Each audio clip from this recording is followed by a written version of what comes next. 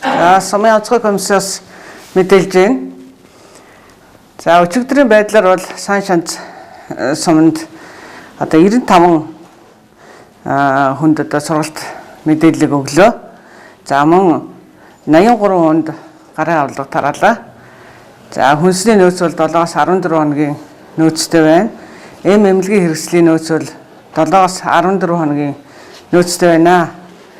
За шинэ мэдээлэл гэвэл өчигдөр аймгийн засаг даргын захирамж гарсан А222 дугаар захирамжаар тээврийн хэрэгслийн хөдөлгөөнийг 21-18 цагаас 26-0 цаг хүртэл хязгаарлахаар ингээд шийдвэрлсэн. За энд бол импортын бараа үйлчилгээ тээвэрлж байгаа автомашин явж болно. Бусад одоо бүх тээврийн хэрэгслийн хөдөлгөөнийг бол зогсоохоор ингээд шийдвэрлсэн. За энд зүүн баянгийн зам, энэ одоо төмөр замын нүхэн гарцууд, за тэгээ энэ зүүн фрезер эндэргээд энэ автомашинууд гарч байгаа энэ замуудыг бол бүрэн хаана. За энэ хойдлын 3 замын уулзуураар орж гарах ийм одоо нөхцөлийг бол бүрдүүлж байгаа.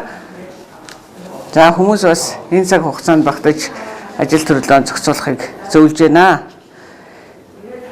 За мөн өчигдрийн 223 дугаар захирамж бас гарсан байгаа аймгийн засаг даргын.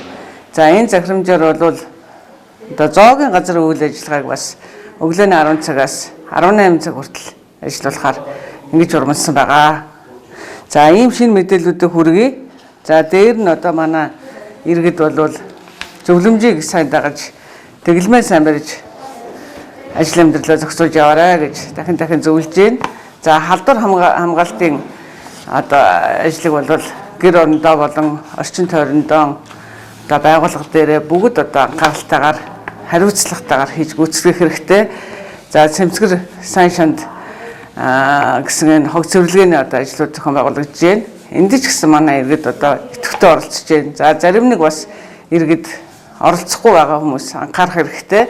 Бид орчиндөө цэвэр цэмцгэр тийм ээ эрүүл орчин бүрдүүлж байжээж бас энэ ганцхан энэ одоо коронавирус биш олон төрлийн энэ вирусээр үүсгэж байгаа халдварт өвчнүүдээс бид бас өөрсдөө болон эргэн тойрныхон хүмүүсийг бас хамгаалах үүрэгтэй. Тийм учраас иргэний үүргээ сайн биелүүлж ажиллаж амьдрахыг та бүхэндээ хүсэж байна.